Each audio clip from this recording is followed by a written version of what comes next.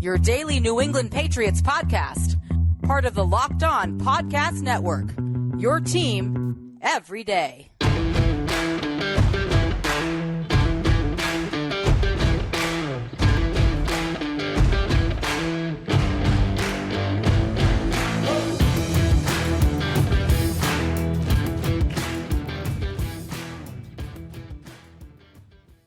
To all of you Foxborough faithful, and thank you once again for making Locked On Patriots your first listen every day. Remember, Locked On Patriots is free and available on all platforms.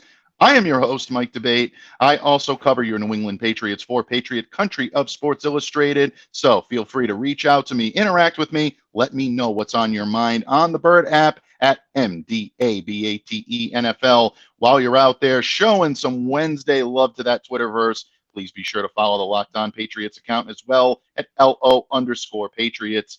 Folks, as you can see, it is Wednesday. And what do Wednesdays mean here on Locked On Patriots?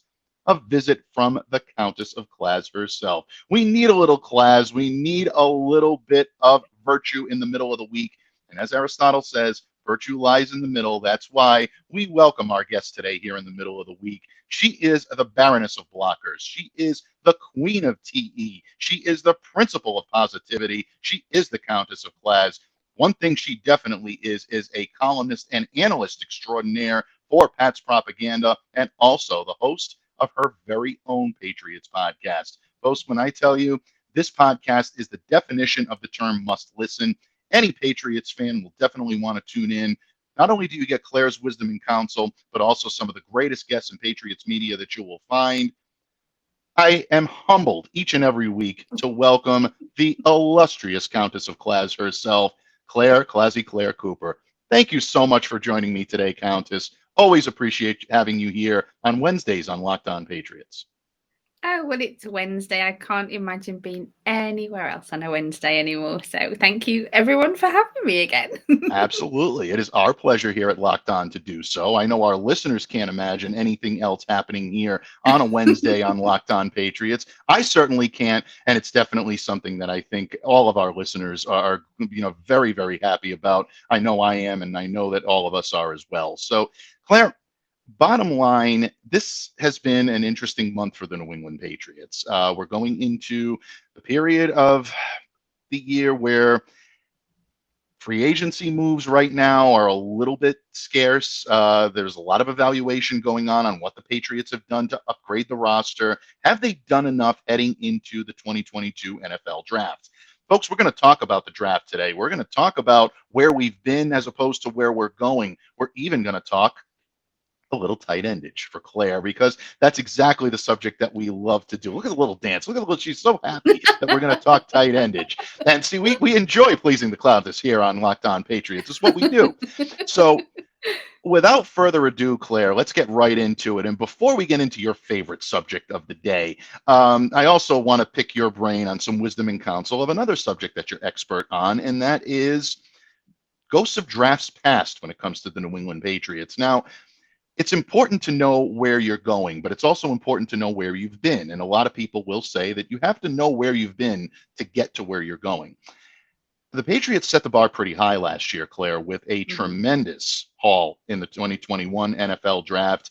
Obviously, the crown jewel of that draft, Mac Jones, number 15, first round. Patriots look like they found a franchise quarterback without any question. Despite of what you'll hear up in Western New York, I think they still got wing sauce soaking the brain up there. Mac Jones is definitely someone that the Patriots can build around, and I think he's got the keys to a pretty sound vehicle here in New England for a number of years to come. Will they be the top dog that they were in years past?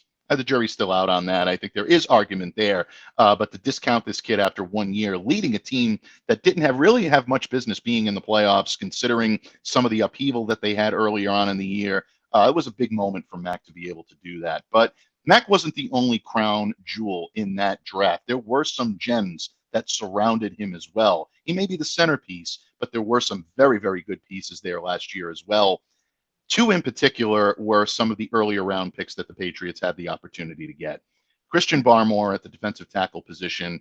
I think you can make the argument that if Mac isn't the quarterback of the New England Patriots last year, he's the rookie that everybody's talking about. Barmore, to me, had a tremendous season from start to finish. Little injury problem toward the end of the year, but he was solid without any question. Rhamondre Stevenson also really coming on, doing something that a lot of us thought wasn't possible, and that is breaking that wall that the Patriots have always put up when it comes to rookie quarterbacks. They love to redshirt their rookies and bring them along slowly. But Rhamondre, right from the get-go, had a few fumble problems early in the season. Once he got back into the lineup, he really showed that he can be a feature back. So I'm going to put you on the hot seat here, Claire. As we head into the 2022 NFL draft and we take a look back at the 2021 haul, leaving Mac Jones aside because that's a different position. Everybody knows the quarterback is just a different animal when it comes to that. But when you look at the type of season that Barmore had and the type of season that Stevenson had, who do you think is primed for a bigger sophomore year coming into 2022? Is it Barmore or is it Rhamondre? Well, Mike, there are many unknowns still from the 2021 draft. As fans, we've seen the top-notch performances from Stevenson and from Barmore. And as you said, not to mention the number one pick in Mac Jones. He's not so bad either. But in all seriousness, there's plenty to look at when it comes to year two for the 2021 selections. Stevenson and Barmore are known entities. They are really good players and they made an impact on the roster. And we wouldn't really have a reason to think that year two should be any different. The names that we know less about are maybe looking to see that second year jump. And they're like to say in a significant area of need for the Patriots, possibly. Mm-hmm. Somewhere people are crying for a team to get younger, faster, even lighter. And that's at the linebacker position. Right there on that defensive side of the ball from the 2021 draft is Cameron McGrone, Ronnie Perkins, and the safety, Joshua Bledsoe. So all three of these guys are perhaps being looked at to contribute this coming season. Mm-hmm. Whilst the Patriots know they have a hole at cornerback, or it's perceived the hole at cornerback, because I know obviously the free agency signing brought in Malcolm Butler, that kind of thing. Right. The linebacker core could appear to be, on paper, as stacked. Right. But we don't know exactly what we have in them right now. Mm-hmm. I mean, in my opinion, this second season is actually more about those guys than Stevenson, than Barmore. Now, right. I don't mean that those two guys that we've, initially discussed aren't significant, can't stop improving, that kind of thing. I mean, it's just when you look at through the microscope of that second year jump, there's maybe some more significance to be seen in regards to those other three 2021 draft picks. I mean, perhaps Stevenson and Barmore have earned their stripes, so to speak, in 2021, point. And they can they just need to keep moving onwards and upwards, player development, general development. The others, that's kind of who we need to be keeping that sharp eye on as they get their butts into gear and start performing for the Patriots, because they're the unknown entities. And they're also in that position, as I mentioned, of what is needed in the Patriots. Right. We see the kind of the defensive situation in regards to Barmore and the running back core. I know people are looking to add in the draft in regards to running backs, but we do have two serious, solid guys in regards to Stevenson and Harris. So I think really it isn't so much Barmore and Stevenson we need to sort of be, worried about, possibly the wrong term, but it's not really those guys that we want to look at this year two jump. It's Bledsoe, it's McGrone, it's Perkins. They're the ones that this year two jump we need to be sort of maybe more interested in, if you like, for want of a better term, than Stevenson and Barmore. I love that. I absolutely love that. And this is why I love having you on, Claire, because I'll set up, here you go. You got to choose between Christian Barmore and Rhamondre Stevenson. Claire goes against the grain, and she just goes for it right as only she can, and you're absolutely right. I think in terms of keeping your eye on some of the draft picks that the Patriots brought in 2021, this is going to be a much bigger year for you to watch for guys like McGrone. I think McGrone is one of the guys that really could have a solid impact on this team. Mm-hmm. The Patriots have talked about getting younger, getting quicker at the linebacker position, really getting a chance to set the edge, pin the ears back and after the quarterback. Barmore is a big part of that because you need that presence in the middle of the defensive line in order to clog the middle, stop the run, and be able to allow the pass rushers to get home and get after the quarterback. one of the big problems with Matt Judon toward the end of the year is Christian Barmore wasn't in the middle of that defense any longer to clog and take up two defenders, freeing up Judon to get around Yeah. and get after the quarterback. Teams could zero in on Judon. They could put another spy on him. They could have these guys that could be able to contain him. And I know Judon caught some, flack toward the end of the year about not being the same player that he was early on. Matt Judon was the same type of player. The problem is he was getting swarmed a little bit too much. And that really, I think, contributed to maybe his second half swoon a little bit. So with a guy like McGrone, absolutely, the Patriots can use that skill and be able to do that, assuming that he's back healthy and he's ready to go back from his injury. All indications are that he'll be ready to start the season. Another guy that I think a lot of people forget is even on this team is Raekwon McMillan at the linebacker position. This is a kid that came in last year, really wowed during training camp. I mean, I remember the first couple of days prior to his injury, Raekwon looked like he was not only on his way toward earning a roster spot, but also earning a big spot on this defense. And if he can start to get round into form, then you're looking at people that could possibly make an impact. But in terms of the rookies, I completely agree. McGrone is there. Bledsoe is someone that I think is going to be a factor in that safety team. Don't sleep on Trey Nixon either. I mean, the Patriots need return specialists. They need a body on special teams. Ernie Adams saw something in this kid, and Ernie Adams is one of those guys that's on my short list of people that have probably forgotten more football than I'll ever know. If he had faith in this kid, there's something there. So once again, folks, Claire absolutely delivers when it comes to the 2021 draft. You help us go from where we've gone to where we're going. And where we're going in just a minute, folks, is to talk about tight endage. That's right. Claire's smile just got a little bit bigger because we are going to talk about her favorite subject. We're going to talk about her thoughts about where the Patriots might go in tight endage in the draft. Have they changed since the last time we talked about this? And also, we'll bring it all home today, talking about the tight endage group right now. Is it the best on the Patriots roster? Well, one thing about being the best at something is that your future is extremely bright. My guest here, her future is so bright, she really should be wearing sunglasses all the time. Corey Hart has nothing on her. You should be wearing sunglasses at night, indoors, outdoors, wherever. The future is so bright, you need shades. And if you need shades, folks, the season's coming up, the spring, the summer, you want to look your best, definitely check out the products of our good friends at Shady Rays. Shady Rays is an independent sunglasses company that gives you the features of $200 sunglasses for a fraction of the price. Claire likes the sound of that. I like the sound of that. This means polarized lenses, well-constructed lenses, durable frames, premium high-end finishes, and also something that you won't find anywhere else, and that is Shady Rays' insane protection program. Shady Rays includes lost and broken protection on every eyewear. If you're a klutz like me, that is huge. Believe me when I tell you. They'll send you a brand new pair if you lose them, no matter what happened. Give them a try, and if you don't love them, you'll pay nothing. It's as simple as that.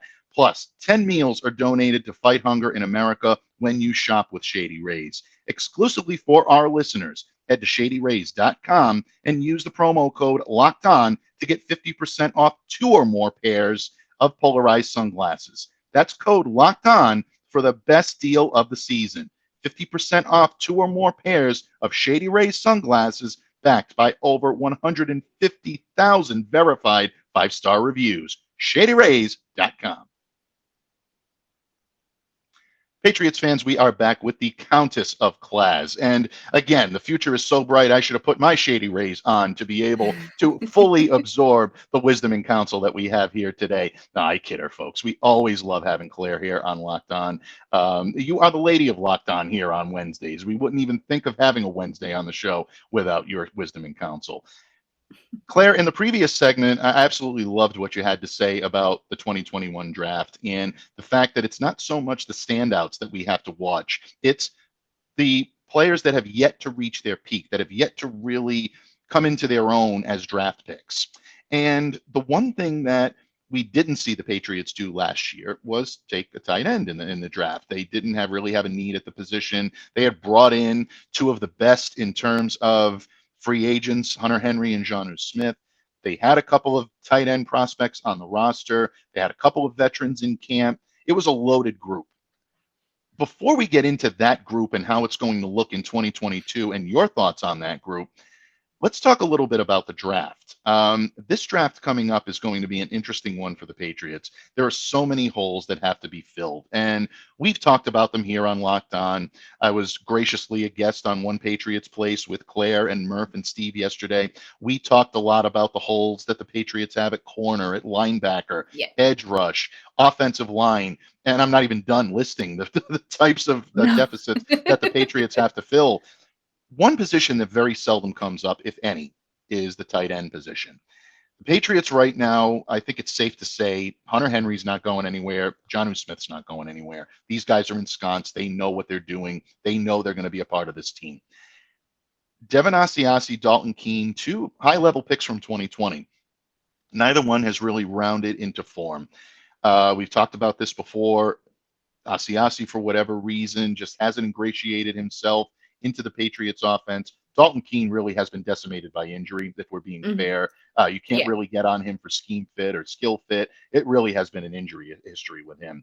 You've had guys in here that have been able to, take snaps and be around, Matt Lacoste and Troy Fumagalli and guys that have come in to try to take some of the pressure off. But this is an interesting class for 2022, I should say, for the draft.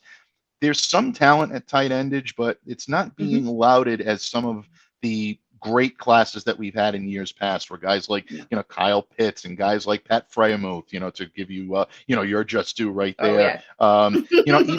Even like classes with TJ Hawkinson and Noah Fant, and there have been classes that have been very rich in tight end talent. We're not hearing that in the NFL draft this year, but at the same time, there's still talent there. And you're an expert on the subject. You've done a lot of research on the tight endage in the 2022 NFL draft. And I say that with all sincerity. I think maybe some of the most complete and thorough coverage I've heard about tight ends in this draft anywhere in Patriots media. When you look at the Patriots draft outlook, especially with what they did in free agency, and now with some of the free agent departures that they've had to endure, like a Jakob Johnson, for example, or a Brandon Bolden, has anything changed in your mind about whether the Patriots may target a tight end? And if so, you still have your eye on the same type of talent that you did back when we talked about this last month? Well, Mike, when I visit Locked On, there's always the scope to discuss tight endage. I mean, it's one of my most favourite pastimes, obviously. Firstly, my thoughts on Patriots getting a tight end in the draft hasn't really changed. Now, I know that it's far down on the list of requirements, and I am genuinely, as I have always been, only kind of looking at that later round pick kind of guy, possibly even undrafted free agent, to cover the gap that may actually happen if Asiasi and or Keene either don't emerge this season or are even cut / traded, that kind of thing. I'm being marginally, reasonably realistic rather than simply tight end crazy. See, Asiasi may be a trade commodity. It's difficult to call. As we've discussed kind of previously in the past, we haven't seen much of what he can or can't do. But my opinion hasn't changed, mostly because I am all in on tight ends, as I always have been. I just think that there is some nice potential coming up in this year's draft. To be honest, in many areas, in many player positions. And I think that the Patriots should capitalize. I'll get my words out eventually, at least a little in the tight endage department. So, see, when the Patriots lost Rob Gronkowski, the position did go a little bit thin on the ground, with then a kind of only just sort of rookie in Ryan Izzo after his first year as a Patriot being like on an injury reserve. The overall tight endage production just sort of wasn't great. So, I mean, I will still stand on my soapbox, possibly quite alone, other than the odd other crazy person, Lee. Yeah, I'm calling out on you on that one, and say that Izzo is a better tight end than people give him credit for, and he's a really good blocker. But we have had lean years in regards to the tight endage department between Gronk's departure and the signing of Hunter Henry and Jonnu Smith. And I know that we'll get to that in a little bit. So, kind of going back to the draft, there are many positions that the Patriots need to fill, as has been said over and over. I'm not claiming that the tight endage should take any precedent, and I'm not sort of saying that they sort of should take all the tight ends, despite what many people think. Chudders, yes, I'm calling out you on that one. In all seriousness, in 2022, there's some great potential in the multiple player positions, and tight end isn't on the radar for Patriots, and I get that, and that's why it hasn't really significantly been covered by Patriots media, because it isn't that thing that they are seeing as this great need. The one thing that I do implore people is that if the Patriots do take a tight end somewhere in the draft, that just don't panic. It's a possible future investment, another offensive piece to grow with Mac Jones. Granted, I, like everyone, know that there's plenty on the call sheet that they need to gather, and I would like an early round tight end, but what is best for the team is ultimately, kind of, as a fan, that's my top priority as well. I'm first and foremost a Patriots fan with a soft spot for tight ends. So my opinion on as a whole hasn't changed, but it was always that sort of the realism of they weren't going to take a high round tight end. They don't need to because of what they've signed in free agency. So it isn't something that they're going to look at as a significant need, and they're sort of still not. And I appreciate that. It's just I know that there's some kind of good guys out there in the draft, and I'm just hoping that we get sort of that low round undrafted free agent, a talent that has the time to develop within the Patriots with Mac Jones there, whilst we still have the quality and the signage of Hunter Henry and Jonnu Smith, that kind of thing, that maybe sort of you're looking as your Patriots tight end in sort of 2-3 years time sort of thing, that we kind of really maybe haven't had come through from the likes of Devon Asiasi. Yeah, I think that's a great point. A lot of people forget about the prowess that these two guys had when they came in 2020. And I'm talking about Asiasi and Keene here.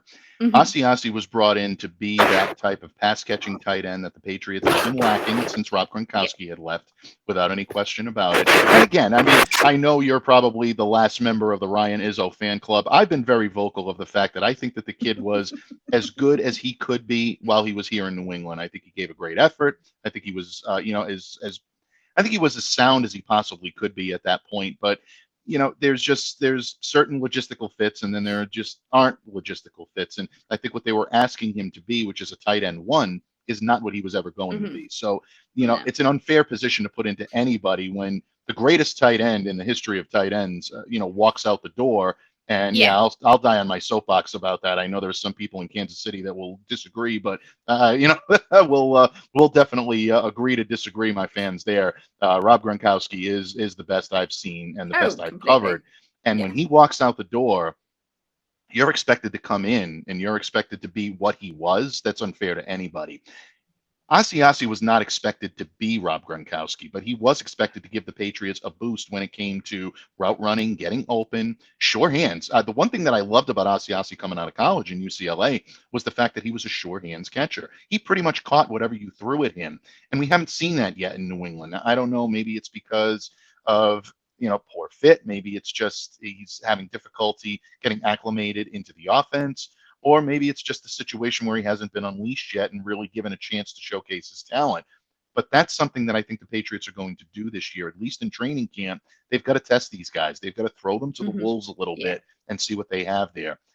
Dalton Keene is a little bit of a different type of situation because, like we said, coming into this segment, it's been injury. And now with the meniscus tear last year, you have to double check and make sure that he can handle the load. If he can, I like him as a blocker. I like him as a potential receiver out of the backfield. He did it a little bit at Virginia Tech. I do like him coming in and filling the fullback role every now and then when the Patriots want to throw a little razzle-dazzle and be able to do that. And you said that several times. You were one of the first to beat that drum. And really, you turned me on to that idea of being a possibility. So I give you all the credit there, Countess, for giving us, your wisdom and counsel on the subject, because that subject has grown and that topic has grown a little bit.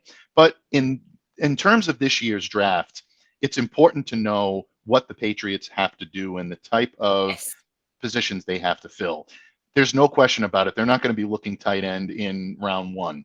And Claire and I say that now. Watch, Bill's going to go out and take a tight end in round one just to spite us. Not kidding. That's fine. Claire will be happy. Claire will love it. She'll be extremely happy. You see the smile now? She'll really have her sunglasses on. She'll be wearing Shady Rays all month long here on Locked On Patriots. I will. But bottom line, it is something that I think we can probably all agree on, that it's not going to happen in the first, maybe probably second or even third rounds. But The Mhm. fourth, fifth, and sixth rounds, Patriots have 2 picks in the fifth, 2 picks in the sixth. It's going to be interesting to see how they fill that. And it wouldn't shock me to see one of them be a tight end, especially if they're unsure about either Asiasi being a fit here in New England or Yeah. possibly unsure about Keene's health long term. The kid's had some health problems early on, and sometimes those are tough to come back from, folks. I hate to say it, but it does happen. And I definitely wish him all the best. So I agree with you. My draft outlook hasn't changed too much. I think yours might be a bit more optimistic, but you know what? That's why you are the principle of positivity. And we'll see. You're right far more often than I am. So you know what? We'll regroup here after the draft and we'll talk about it. And you can basically dunk on me and tell me how wrong I was. Bottom line, folks, it's always, always fun when Claire joins us here on Locked On Patriots. Fear not, folks. We are not done yet. We've just scratched the surface talking about tight endage. We've talked about the approach to the draft, but in order for the Patriots to seriously consider making a move toward tight endage in the 2022 NFL draft, you have to take a look at the tight endage depth chart from start to finish.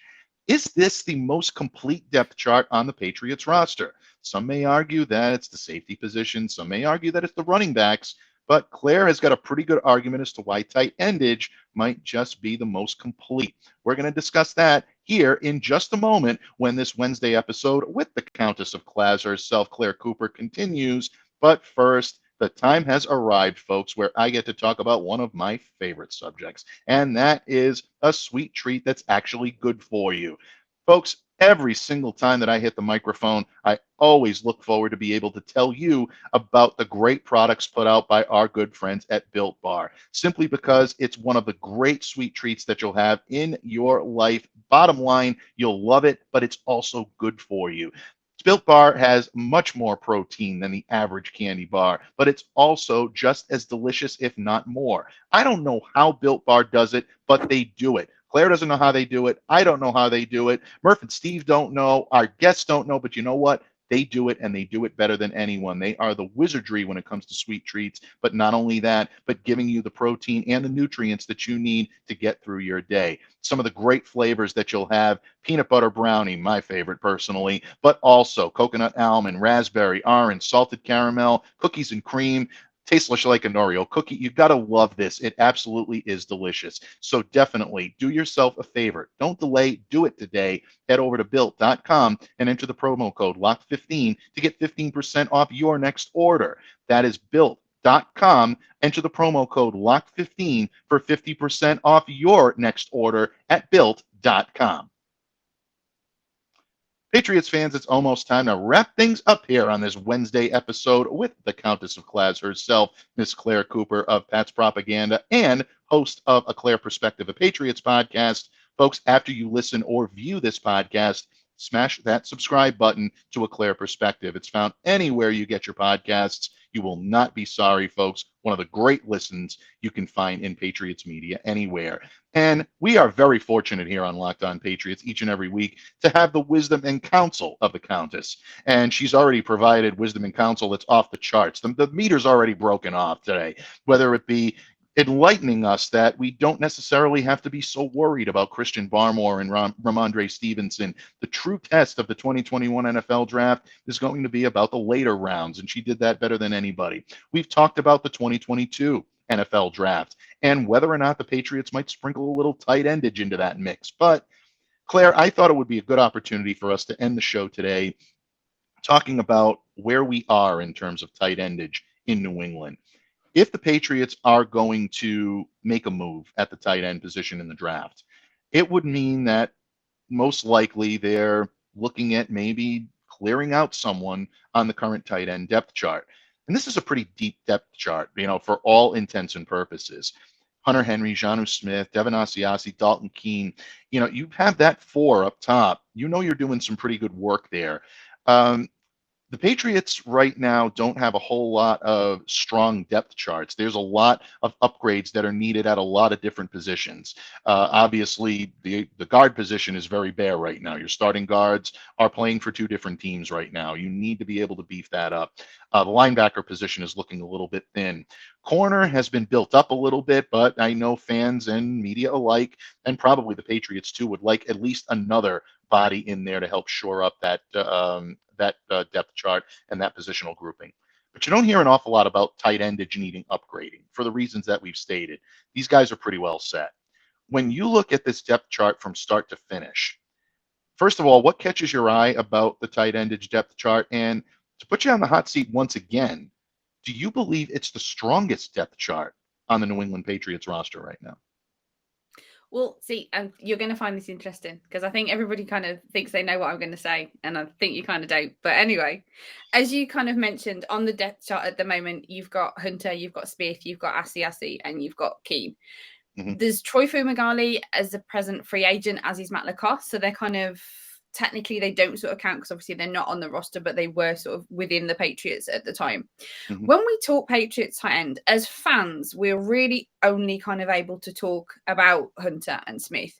And that's got nothing to do with kind of like favoritism. It's really about what we've witnessed and what we've seen this year. And unfortunately for Jonnu Smith, his first Patriots year wasn't exactly awesome. So if you're talking depth chart talent, now, if we're speaking offensively only, as it just might be easier in this conversation, mm-hmm. which I think you sort of, well, we're kind of going with that. I think it's difficult to sort of pick just Hunter Henry over Stevenson and Harris. Those two running backs are beasts, productive, I know that there's the chance that we kind of could look at adding another running back, and there's several people that are interested in that, and I can sort of see why. But when you look at them as a section, as a depth, they are mm-hmm. very good. I think looking at the New England depth chart, the offense has potential, plenty mm-hmm. of potential. Right. But I'd possibly put running back as the kind of top offensive pieces that we have at the moment. There may be the pieces that we're more certain of, the sort of mm-hmm. production from that the Patriots are going to gain. Then the kind of wide receiver core and the tight end core maybe kind of on par at the moment. The addition of Parker could be significant. Now, we need a little bit of kind of time will tell tag onto that, because I know that there's a lot of talk of the sort of injury concerns and the consistency concerns. And it sort of depends on who you ask on what day as to what they think of the kind of addition of Parker to the wide receiver mm-hmm. core. Kendrick Bourne, Jacoby Myers, good receivers, great receivers. We're aware that Nelson Aguilar has potential. Mm-hmm. He had kind of like quiet coverage drawing this sort of last season. So I know that he didn't bring the numbers as we've mentioned quite often on here before, really. So it was always does he warrant his price tag, that kind of thing. So I appreciate that people are looking for more sort of significance out of him this season. If he stays around, that's another kind of scuttlebutt, is if the Patriots are looking at kind of using him, moving him on, that kind of thing. Mm-hmm. Because Parker's come in and he hasn't gone out, the common sense would be that they paid him a lot. They're looking at seeing what they've got out of him for sort of year two. So, mm-hmm. I wouldn't really sort of look at the concern of him moving on at this point.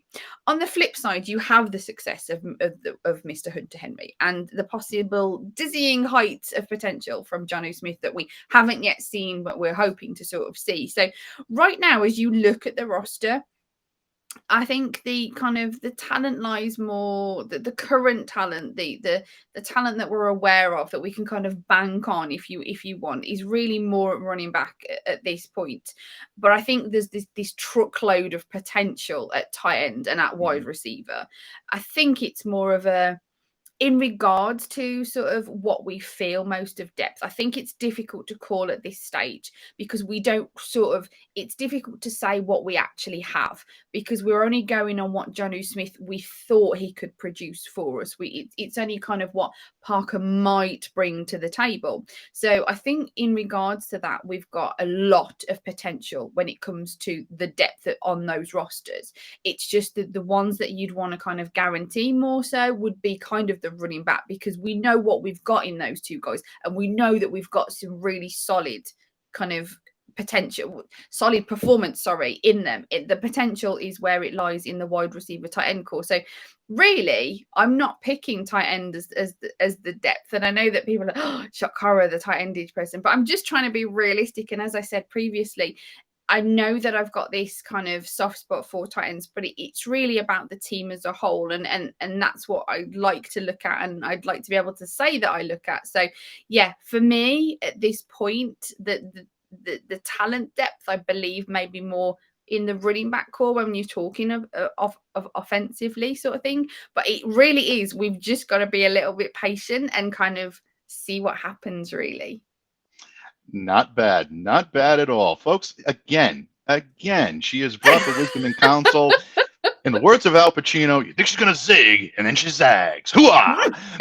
You got to love it. You absolutely got to love it, because I was almost certain that you were going to say, yes, this is the deepest tight end chart that is on, the deepest tight end chart. This is the deepest chart on the Patriots roster, maybe some of the deepest that the Patriots tight ends have been in quite a while, going back to obviously the early days of, Gronk and Hernandez, and then, bringing in, someone like a Martellus Bennett to bring, some continuity there. But I agree with you, and I think you make such a great point when it comes to the running backs and how deep this class is at running back, and just how much versatility the Patriots have at this position right now. Yeah. It's very difficult for any Patriots analyst objectively, and you've done that brilliantly, to ignore that. When you look at Damian Harris and his ability to run straight forward and take carries out of the backfield as the feature back, Rhamondre can do it as well. We talked about him in the previous segment.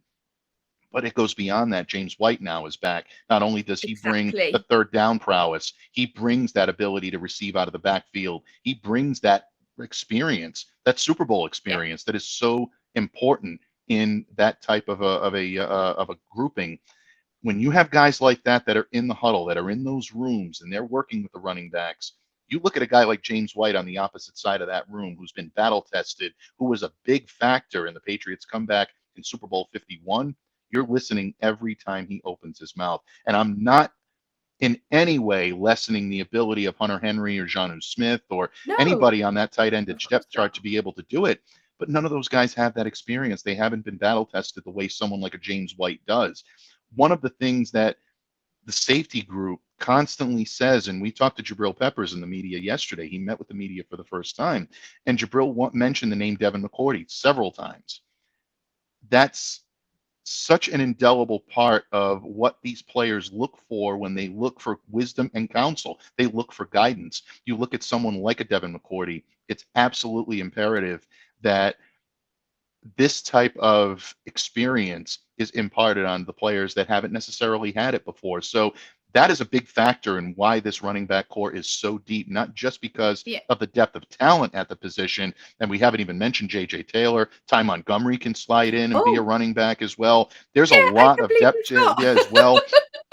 He's coming in. I think Ty's going to open some eyes this year. I really love his fit in New England. The more I'm looking at film on this kid and the more I'm seeing what he can do, I really like his fit here in New England, and I can see why the Patriots were interested in him. That's a deep depth chart from start to finish, and the experience factor probably gives them the slight nod here, because there is a lot of talent on the tight end depth chart as well. You look at if all four of these tight ends round into form and the Patriots decide to roster 4 tight ends, I think you'd be very hard pressed throughout the league to find 4 guys that can really complement each other as well as the core 4 that the Patriots have. So bright futures ahead for New England, a lot of potential.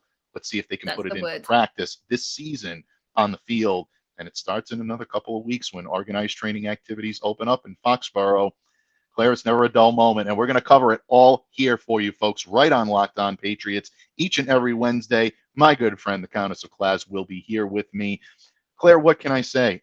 Again, the wisdom and counsel meter broken off today, off the charts. Great stuff. Thank you for indulging my questions on tight endage and also your insight on the 2021 NFL draft. Before I let you go, folks, or before I let Claire go, folks, let her enlighten you as to where you can find the wisdom and counsel you found here today to much deeper depths. This is just scratching the surface of what she can do. Please let everyone know where they can find you, interact with you, and what you have coming up on the horizon from the great pen and the great voice of the Countess of Claz herself, Ms. Claire Cooper. Well, thank you, Mike. And it's always lovely to be able to indulge a little bit on tight endage when it comes to Locked On. That's why Locked On, one of the reasons Locked On is so close to my heart. If you're after me, I'm writer for PatsPropaganda.com, as you mentioned. So if you go over to PatsPropaganda.com, you'll find my written work. I usually produce more during the season because I do the game recaps for Pats Propaganda, but you will see some odd articles and you'll see some draft stuff coming out, and there'll be some mock drafts coming out from Tom, I believe, the weekend. So one of those, kind of keep your sharp eye out on PatsPropaganda.com. A Clare Perspective is brought to you by FullPressCoverage.com, and that's my podcast, as you mentioned, the Patriots podcast. Episode 28 was out with Mike Giardi, and then last week, episode 29 with the lovely Andy Hart. So they're all available now, kind of most places you download your podcast. I'm looking to record episode 30 next week. Yes, I said it, episode 30. That will be coming soon. So this is a call to everyone. I am doing a mailbag episode. I haven't done one of those for quite a long time. So I'm calling to all my lovely listeners to hit me up on Twitter with their questions for my mailbag episode that will come out next week. It will be before the draft. That's all I can kind of tell you at this stage. So that's what I've got coming up next, is a few draft profiles you'll find on Pat's Propaganda, and a Clare Perspective podcast. You'll find that prior to the draft. So don't forget to send me over some mailbag questions. And if that's not enough for you, you will find me each and every week on One Patriots Place Live, courtesy of E2G Sports, with Steve Balistreri and Thomas Murphy. So, yeah, if you can't get enough of me, there you go. Absolutely, folks. And again, I can't recommend highly enough, whether it's pen to paper, whether it's voice to microphone, anything that Claire puts her name to when it comes to Patriots coverage is always top-notch content. Believe me, point, click, learn, enrich, listen, absorb, do whatever you need to do, but just make sure that you're consuming it in some fashion, because you will be a better Patriots fan and you'll be a better person as well. And again, folks, please help Claire out. Follow her on Twitter. Let her know what's on let her know what's on your mind. Thank you. It's tough to get that out a little bit. Coffee's still kicking in, Claire. But in any case, folks, definitely contribute to Claire's mailbag, so that way she'll be able to fill that for the next episode of A Clare Perspective, a Patriots podcast, and she'll be very grateful and very glad that you did. Prior to you joining us here on Wednesdays, Countess, back in the early days of my hosting Locked On Patriots, we did something called the midweek mailbag. You've kind of inspired me. Maybe after the draft and after things are done, maybe we'll do a little midweek mailbag here with the Countess as my esteemed guest, and we'll answer some of your great questions. So something to keep in mind. But until next week, we will continue to break down all the hot topics here on the Locked On Patriots podcast for you each and every day. Remember, Locked On Patriots is free and available on all platforms. So subscribe to, follow the Locked On Patriots podcast on platforms such as Spotify, the Odyssey app, Apple Podcasts, Google Podcasts, wherever you get your podcasts. Just make sure that you're staying locked into Locked On Patriots. And thank you once again for helping that subscriber list on YouTube grow. Folks, if you're not listening or not viewing on YouTube right now, smash that subscribe button so you won't miss a single second of the action. Until tomorrow, Foxborough faithful, continue to stay safe, stay well, be the change you wish to see in the world. On behalf of the illustrious Countess of Claz herself, Claire Cooper, I'm Mike Debate. Have a great day, everyone.